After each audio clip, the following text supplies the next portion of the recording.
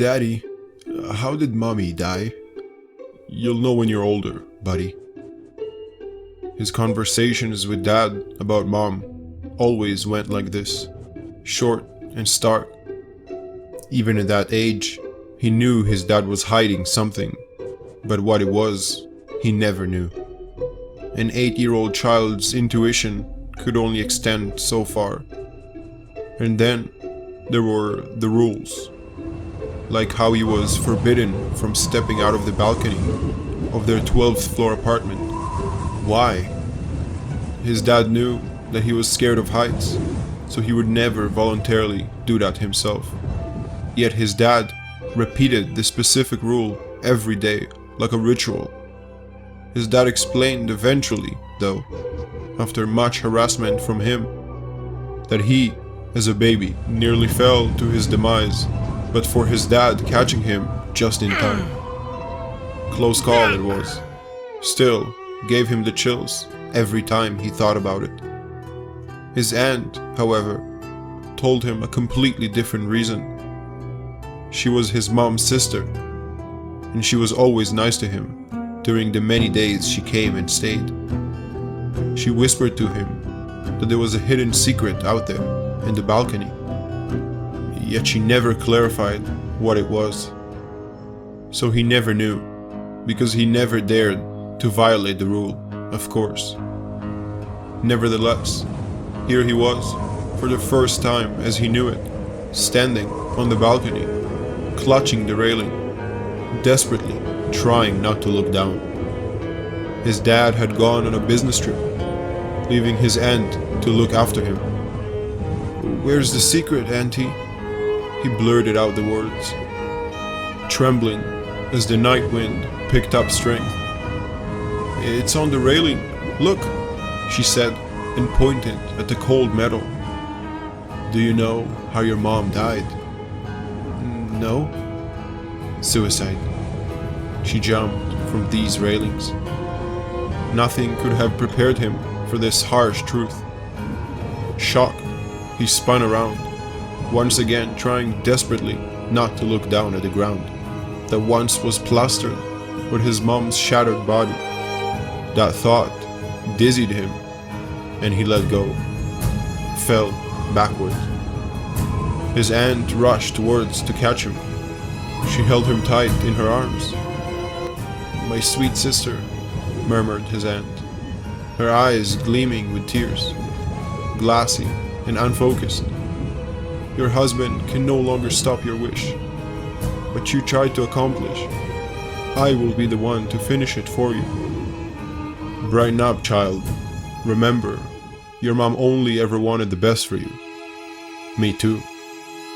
Locking him in her arms, smiling, she jumped.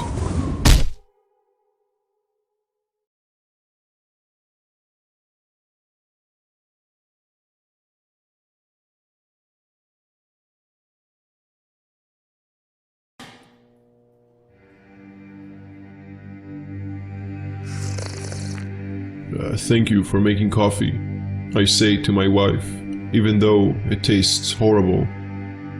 She knows I hate hazelnut blends. I think to myself, taking another sip, I must pretend everything is normal if I want my plan to work. I look at my watch. I should have at least 20 more minutes. Our fighting had made this morning extremely awkward. She decided to GPS track the location on my phone when she was mandated to work night shifts. My late night trips to the casinos and red light district had brought on an epic fight. "Did you see there's another missing prostitute?" she asked, glaring over her tablet as she turned it for me to see. "Was she one of the ones you liked?" I tried to give her a disarming smile to hide my relief. I take another sip of the coffee and hide my grimace at the taste. She seemingly picks this up and gives a passive-aggressive smirk, knowingly. "I told you before, I didn't have sex with anyone other than you." I look to my watch. 15 minutes. I take a larger swig at the coffee, planning my exit. I don't believe you. Were you doing this even when I worked days? She inquired, setting the tablet down. Paying for women to sleep with, while I laid here untouched. Tears in her eyes now from the pain. She would never believe me, but I honestly did not have sex with any of them.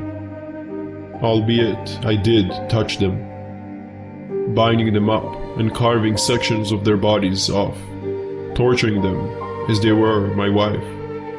It was the only way to handle her passive aggressiveness without hurting her. Honestly, I was thinking of her the whole time, but she wouldn't understand. Now, her insecurities had provided rock-solid evidence, placing me at the locations of several of the bodies. Her stupid insecurities triggered a series of events leading up to what I had to do this morning. I look at her and try to give a compassionate smile, taking her in. It would be the last time I saw her alive, and I wanted to remember her. Look, I have to get to work. We can talk more when I get home. I look to my watch. Only 8 minutes left. I take the remaining coffee in one full gulp. It's so bad that it's giving me heartburn. As I stand, I become dizzy and nauseous. I steady myself on the table and chair. The taste in my mouth, it wasn't hazelnut, it was almonds.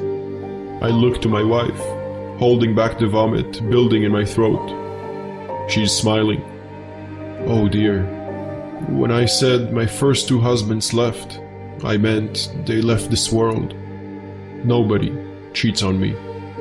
Her smile vicious as I began to vomit and shake, finally falling to the floor. I take a final look at my watch. 4 minutes. I wonder if she'll smell the gas before the explosion.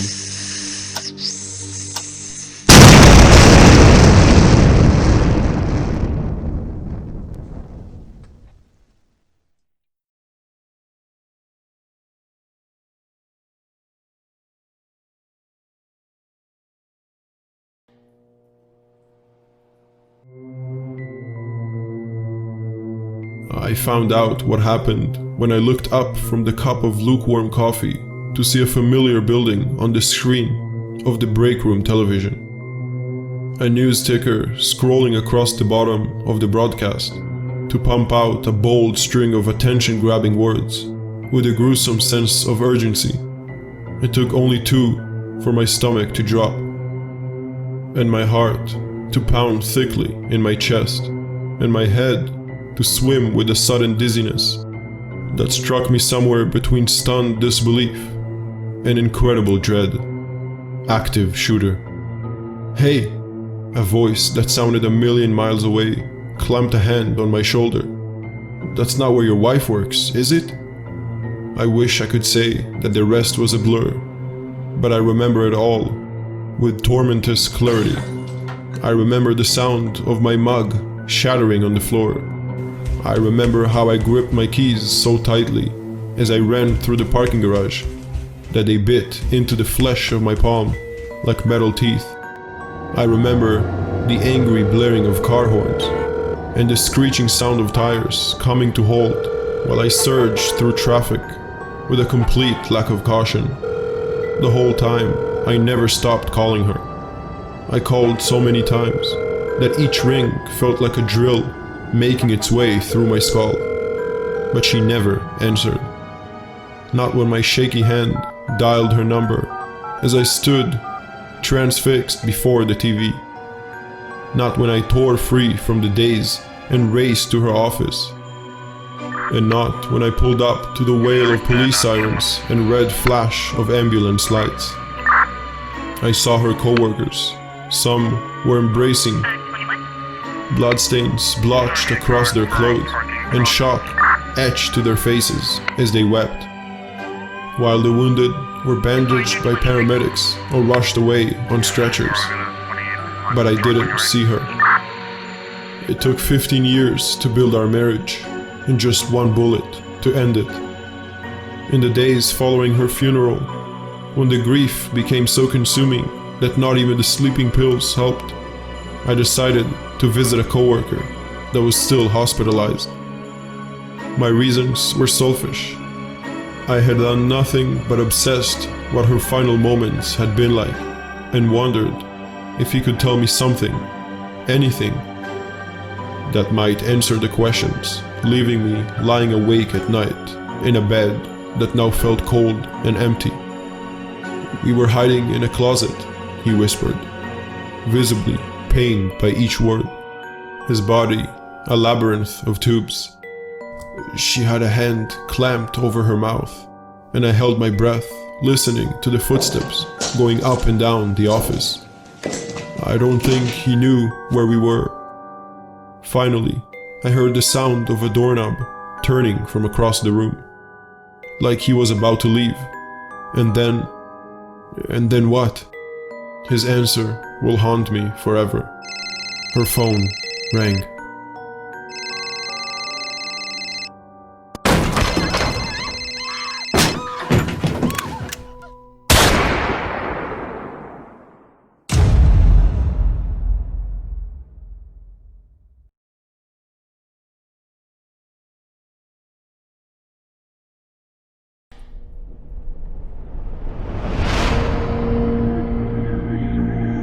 It's obvious you're surprised to see me. How long has it been? 20 years? My, how time flies. You must be here for Brendan's funeral. Did you know his family left town shortly after yours moved away? If not for his grandfather's inheritance, I doubt he would have returned. I missed him. I missed you, too. Do you remember that summer we explored the caves behind Henderson's farm? Those were good times, weren't they? You were still a child, filled with youthful energy. Do you remember the games we played? Oh, now I've gone and upset you. Not the best way to start a reunion. But we had fun, didn't we? Well, you and Brendan had fun. Myself, not so much. It seems like I was always the target of your youthful aggression. Oh, hold up, where are you going? We're just now getting reacquainted. I don't mean to stare, but you've become such a beautiful woman. It comes as no surprise. You were a lovely, lovely little girl. Perhaps that's why I endured your constant abuse. To tell the truth, I had a crush on you back then. Crush. That's a funny word. A bit ironic, all things considered. Oh, I've gone and upset you again. Please forgive me. It's been years since I've been around other people. Admittedly, I lack social graces. But back to the caves. You laughed uncontrollably when Brendan shoved me from behind. I tumbled down the steep incline, arms flailing, screaming. Did you hear what happened when I hit the ground? Oh my, you look so pale. Yeah, you most certainly heard my legs snap. And do you remember what happened soon after? Of course you do. You panicked. As I drifted in and out of consciousness, I heard the two of you talking. You were worried about getting in trouble. After some debate, you took charge and ordered Brendan to use a heavy stone to finish me off. Much like myself, he was not the one to say no to a pretty face. The authorities got involved soon after. There were search parties, but nothing ever came of it. They checked the caves, of course, but found nothing. You see, soon after you and Brendan left, they found me. Old, forgotten things rose from the depth of the earth and cradled my shattered skull in their claws, sympathetic to my sufferings. They carried my broken body down into their deep, dark abode. I would like to say they nursed me back to health, but it was too late for that. Instead, they bred life back into me. How? I don't know, but I am as grateful now as I was then. So here I am, after all this time, very much the same child you remember, not counting the sad state of my head and legs. And there you are, 20 years older. And here they are, my good friends, eager to show you the things they showed Brendan.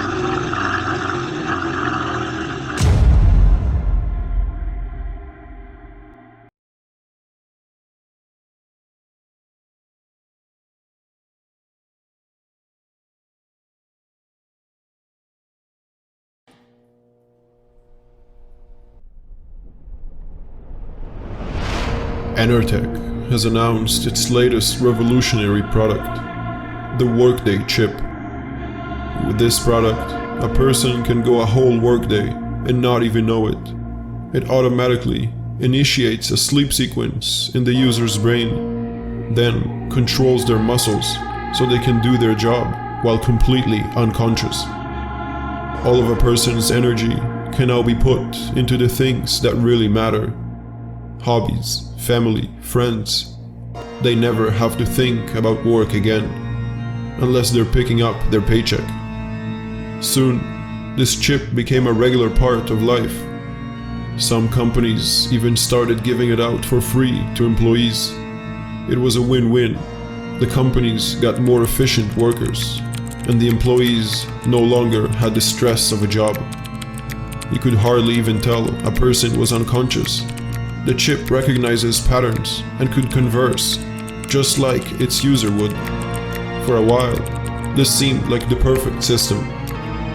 3 years after the implementation of the Workday chip, the disease broke out, nicknamed the Red Flame disease. It caused a terrible combination of coughing up blood and intense burning pain. It spread like wildfire, and soon the majority of the population was infected. Even though most people were in no state to work, the chips forced them to, automatically.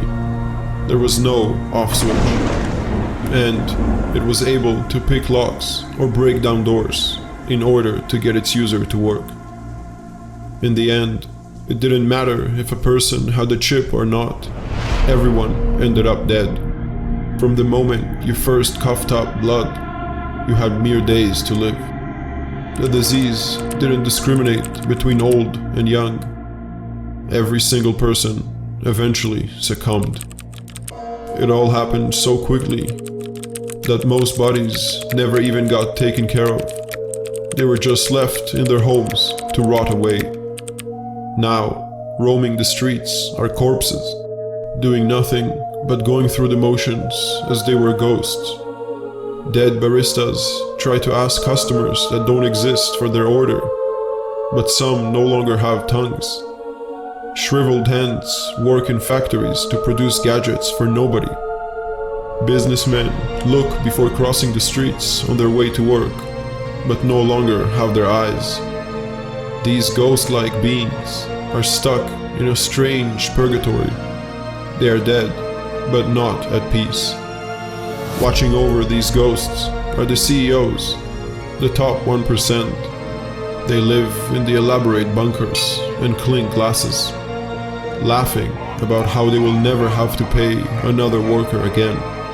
The Workday chip has no off switch, and that's exactly how it was meant to be.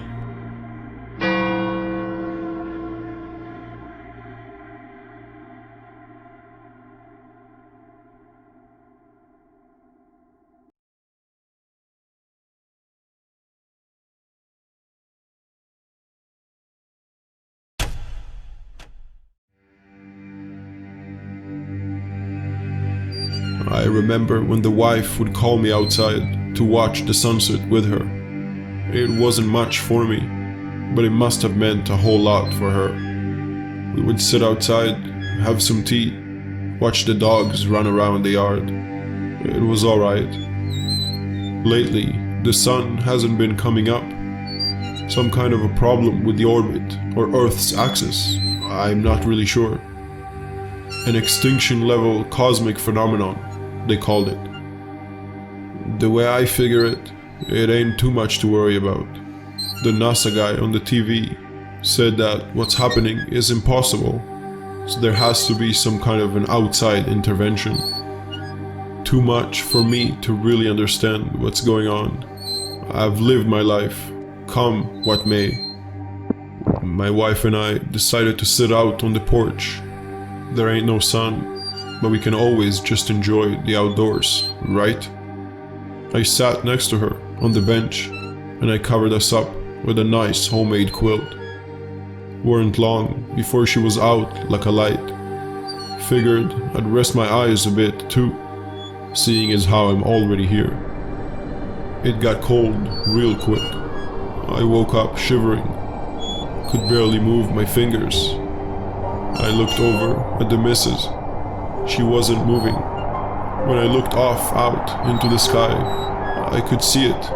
The sun looked a heck of a lot smaller than it used to, and it weren't too bright neither. I could hear some chatter from the TV in the other room. The Earth has fallen out of orbit with the sun. Temperatures are dropping all over the Earth. Casualties are thought to be. I turned it off. I wiped the frost. I rested my head on the missus one last time. The sun came up, Edith, I whispered. I guess we missed it.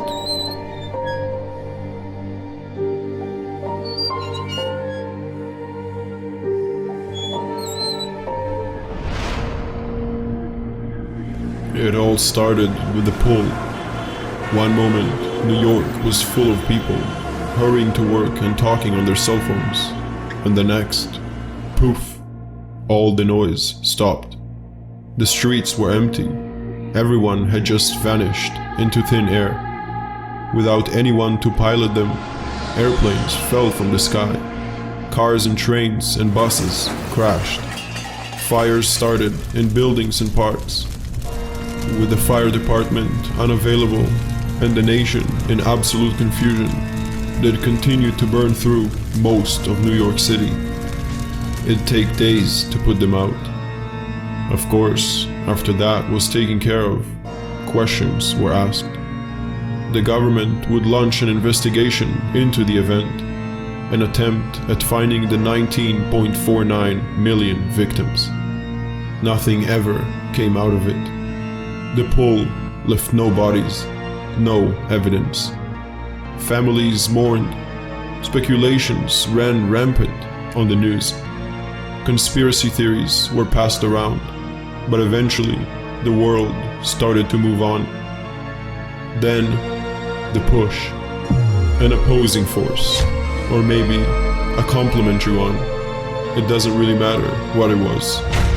Body parts appeared out of nowhere.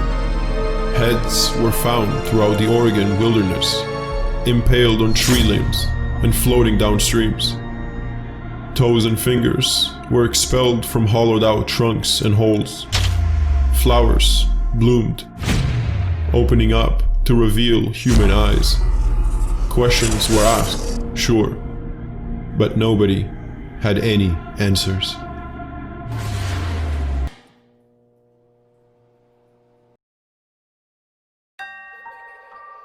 Don't you worry, the place is absolutely child-friendly. Those were the last words our neighbor Sarah told us before leaving yesterday morning. My wife and I shared a funny look before I got up and cleaned the table. Maybe we do need a vacation. After all, it's been a year now since we've been to the beach, and this new camping site seems like there's a lot of fun activities to do, she said, trying to sound as if she's thinking about it, but failing to hide the fact that she's actually excited about the idea. I was working overtime for a few days, and my wife wasn't getting any luck finding rest working at the hospital. After all, our 6-year-old daughter, Libby, had been getting straight A's, so we might as well go ahead and treat ourselves a little trip during the weekend. So after lunch, we went on a surprise camping trip to Ashbury Woods, no further than 10 kilometers from our neighborhood. Just like Sarah said, it was quiet, rarely any signs of wild animals, and close to a lake where I can finally teach my daughter how to fish. Just like any other modern-day parent, I learned how to set up a tent on the internet, causing us to set camp longer than expected. Strange enough, while we were setting up camp, Libby was looking into the woods, as if she was looking for something. "Libby, what are you looking at?" I asked. She turned around and just stared at me, quiet. Night fell, and all the marshmallows eaten, the lights off. The three of us snuggled up inside our tent, with alarms set to make sure Libby and I get to the lake as early as possible. I woke up not to the sound of my alarm. It was only 2 a.m. My wife was frantically asking me to wake up, telling me that Libby was gone. I stood up, panicked, and grabbed a flashlight and a paddle and went straight into the dark woods with my wife. "Libby!" we continuously shouted, getting more hopeless each time we did. To our surprise, when we reached the lake, there she was, holding another man's hand, looking at the bright moon. The hunched man turned his head and looked at us. His eyes were circular and yellow and wide apart from each other. His head was shaped like a football, and long locks of dark hair flowed down from its head and onto his broad shoulders. My wife and I froze in fear and left. We drove back to our house and never said a word. Today is strange. My wife and I decided not to go to work. Instead, we ate breakfast and showered to prepare our visit to the Stanleys next door. They just have to try going to this new camping spot at the Ashbury Woods. After all, it's absolutely child-friendly.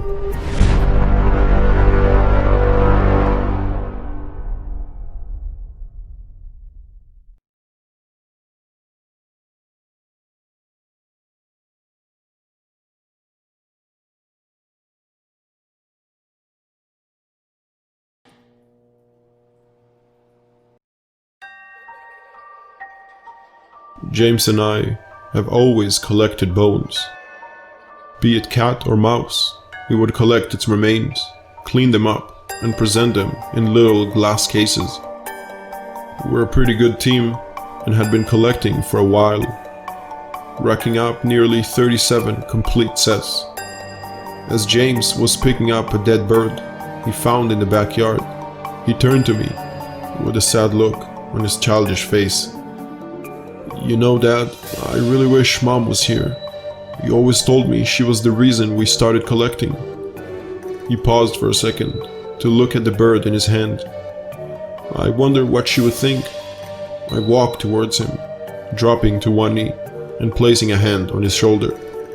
"You're right, she is the reason we started collecting, and I'm sure she would love our collection, but she is always here with us." I pointed to my heart, then to his. "You know what? Come with me. I have something to show you." I get up and walk down to our collection shed. I beckon for James to come inside. A very rare thing for him, and he follows, still clutching the bird. We walk to a lump of cloth at the back of the shed. "I think you're old enough to see this one. This is the first collection I did, and I'm very proud of it." I lift the cloth, hearing a very audible thud as the bird's body hit the ground. James stares in awe, or in horror, at my first collection. "You're right, James. She was the reason I started collecting, and she will always be here with us." James continued to stare at the bones of his mother.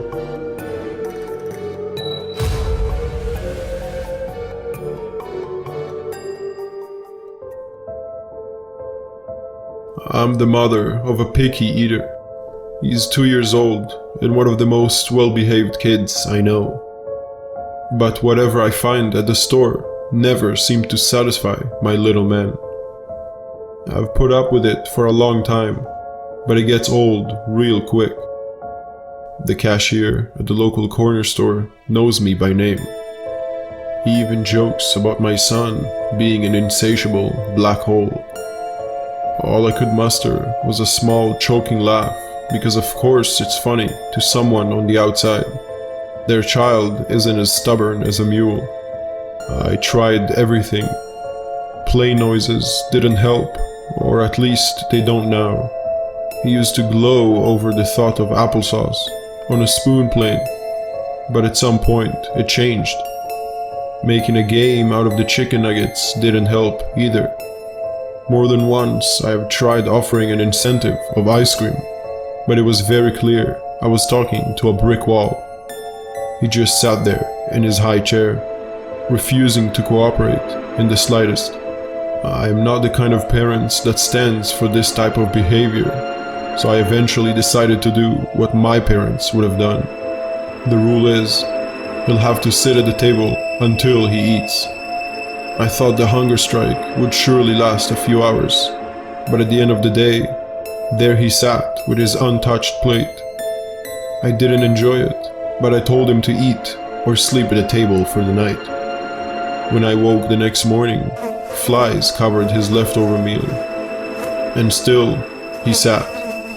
The stench of rotten food filled the dining room to the brim with its horrendous smell. Surely his chocolate milk was the main culprit.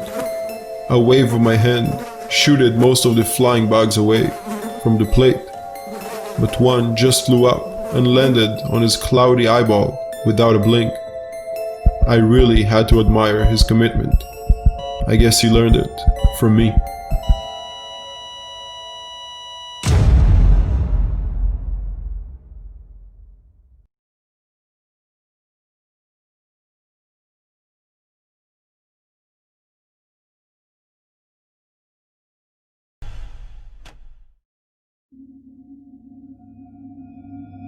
The day my father first raised his hand against me was the day I first saw her.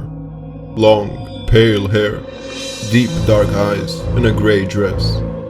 She was standing behind me when I looked at the mirror in the bathroom after washing my face. The door behind me was open and she was standing in the hallway, looking at me with a sorrowful smile. I was surprised. We never had any visitors at home.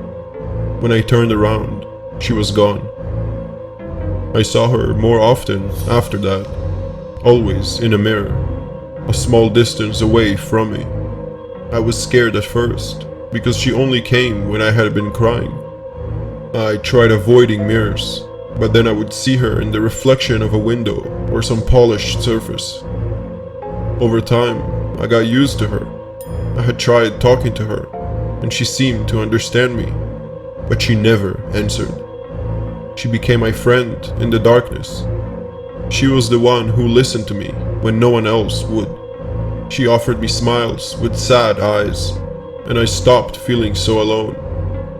As I grew older and my darkness grew, she appeared more often. On particularly bad days, I noticed her appearing 1 or 2 steps closer to me than before. Strangely, that comforted me, as she was the only one who had ever been close to me. But then, I met someone. I fell in love, and I fell hard. It was wonderful at first, and the dark days became less and less. My friend left with them. I missed her, because he had always been there for me, but I felt a strange relief as well. It meant that I was getting better, saner. Then, there was the accident. It had been raining. We had been drunk. Suddenly, I was alone again. The next time I saw my reflection, she was back.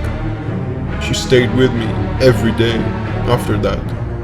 I saw her in every mirror. I talked to her, even put up a mirror in my bedroom to have her with me at all times. I loved her, even as many days grew darker and darker. She got closer to me every day, and I welcomed it. We sat on the bed together, me facing the mirror, and her closely behind me. One day, and a particularly dark day, I knew that we would finally be close enough to touch. I let myself fall into my darkness until I could feel her behind me. I did not dare to turn around. afraid to see an empty room behind me and be alone again. But I should have, because when I felt her cold hand sliding up on my neck, I knew that she wasn't my friend. She had been waiting.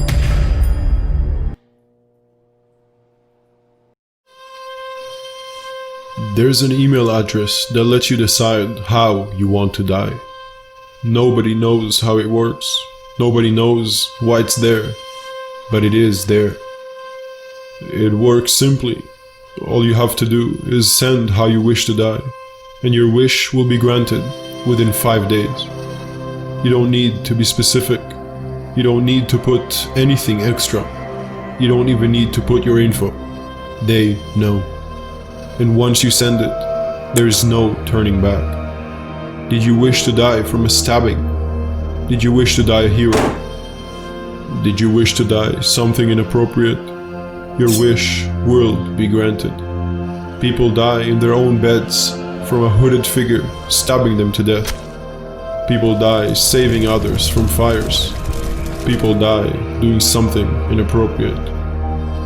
People die. I want to die too. I desperately want it to end. Life is impossible for me to continue to go through, and I don't want to live it anymore. But I'm too much of a coward for suicide, so I went for a better option. I didn't want to die painfully, and I didn't want anyone to mourn over my death. All I wanted was to leave this world peacefully and let everyone else who used to be in my life live their own wondrous lives. So I raised my fingers over the keyboard and typed, "I want to die painlessly and not have anyone weep over my death." 1 day passed and I was still alive. 2 days passed and I was still alive. The 3rd and 4th day passed and I was still alive. The 5th day was the day of the party. I came over to my brother's house, along with most of my family. Today was the day of his party. Everyone else was singing and laughing, and yet I was sitting in the corner on my phone. I should have known it was a scam. I should have known it was fake. I just wanted to die painlessly, not have anyone suffer over me. So why wouldn't it happen? Why wouldn't I die? Then I got the notification, and I went pale, realizing my wish came true. You don't need to put your info in the email. You don't need to put any extra details in your email. And you do not need to be specific in your email. But God, I wish I was more specific. I looked up at my family, enjoying themselves and completely unaware of what was about to hit them, as the words nuclear missile burned into my mind.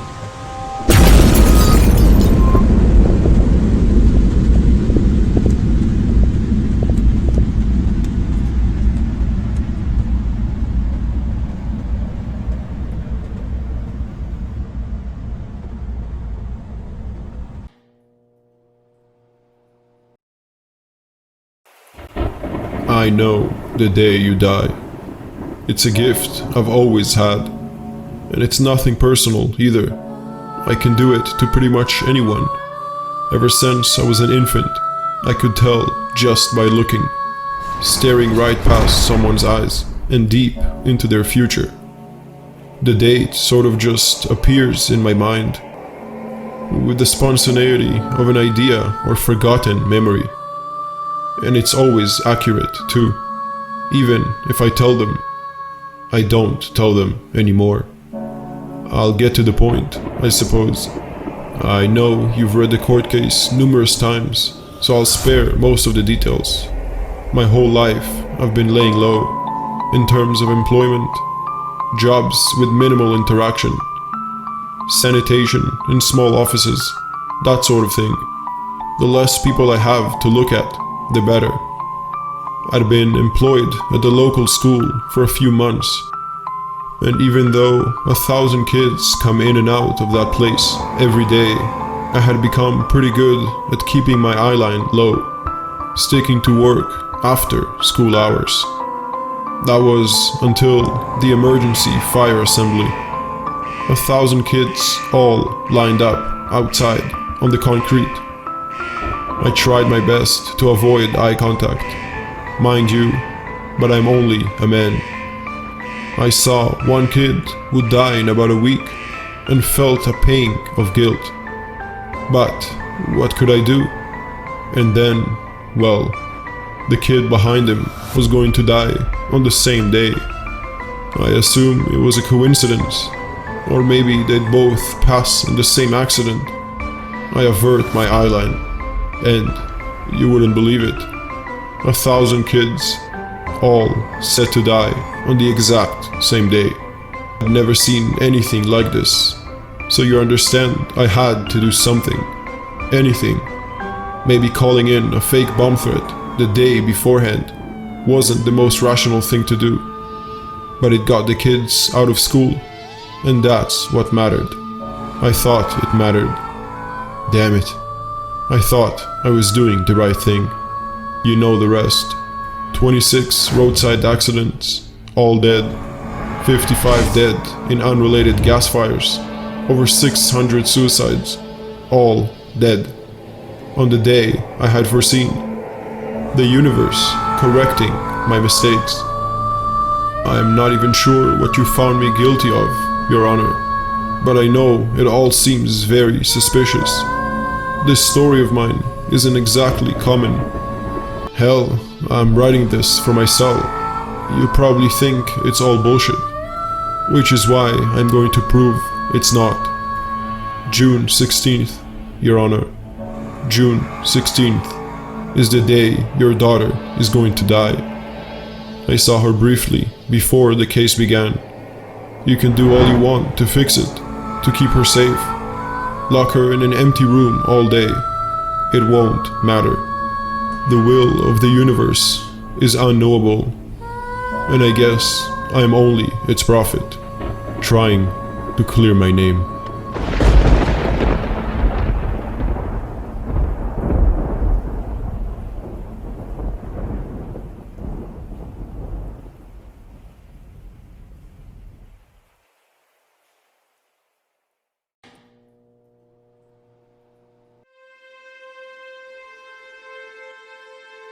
You don't want to do this, I yelled as I leaned out the office window. But the man remained where he stood, on the building's ledge, the tips of his shoes peering over the concrete. He gazed down numbly at the throng of spectators congregating on the ground below. Many were filming him. You don't understand, he replied sadly. It's over. She left me. He was close enough to be within my grasp. I slowly reached towards him, thinking he was too immersed in his anguish to notice me. I was wrong. Stop it, he shouted, and shakingly inched further away from me. I shrank back. Already the crowd had swallowed in numbers. Many more had gathered to watch the gruesome end of an unraveled man. I knew it would be just a matter of time before the cops arrived. I prayed they'd be accompanied by a negotiator far more trained than myself. Listen, man, I pleaded. I know we've never met before. I'm just the night janitor who wanted to clean your office, and I saw the window open. But I can tell from the framed photo on your desk that you've got people you love. Are those two girls your daughters? He nodded. How do you think they'll feel when you never come home from work? I spoke every word in a calm, even tone, although inwardly I was panicking. Don't you think doing this would hurt them for the rest of their lives? The man began to cry. Look, I get it, I continued, never taking my eyes off him. I'm divorced myself. It's hard, but it doesn't have to be the end of the world. Your kids still need you here. I reached for him again. This time, he did not back away. Come on, I said encouragingly. I won't let you fall. He hesitated and slowly began inching closer to the window. I was so absorbed in that moment that I never even heard the office door open Just as his fingertips gazed against mine, I felt someone place a hand on my shoulder and roughly pulled me away. Startled, the man on the ledge lost his balance. "No!" I yelled, but it was too late. He already began to fall. His terrified scream mashed with those of the horrified lookers.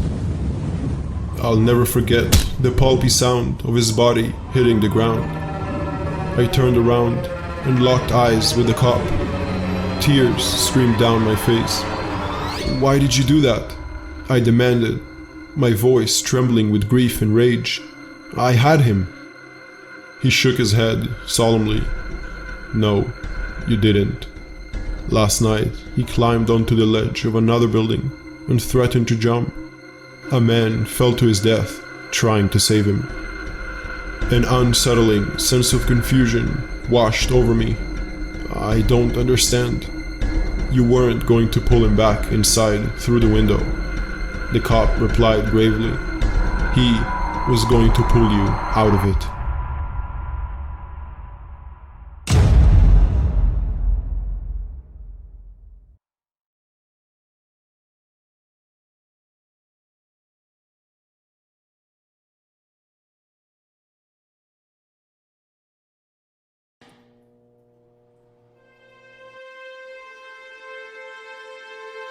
My father and I were really close until he met Bertha.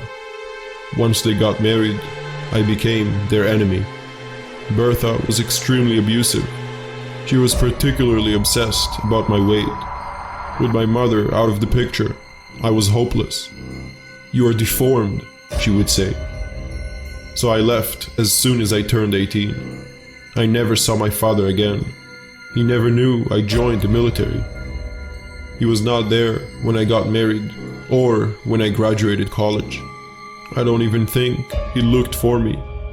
Not if Bertha could help it. Now Bertha is in her 50s. Still pretty, although an older version of the same abusive gold digger. She did not recognize me when I asked her for help at the mall. Just another pretty lady shopping for lingerie and shoes. She did not seem to panic when I asked her to get into my car in the parking lot. "I can give you a ride back to the mall, sweetie. No problem." She barely fought when I injected her with a sedative and incapacitated her. She found herself tied to an old bed in an old house. I feed her every day. She knew she would be severely punished if she refused to eat. Lard and more lard.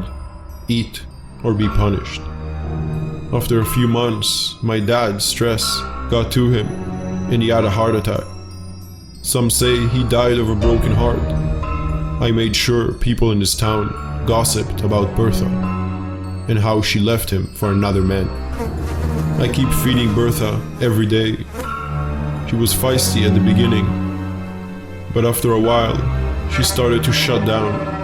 Her body was swollen. Her face was grotesque, and she smelled. When the time came, I got close to her face and uttered the last words she would ever hear. "You are deformed." She looked at me and saw the little girl she used to abuse. She finally realized who I was and what was coming to her.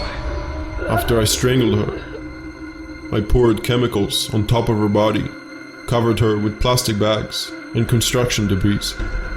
When my husband and I bought the land, we knew the old house was condemned. We called the backhoe company and had it demolished. The trash will go straight to the landfill, exactly where it belongs.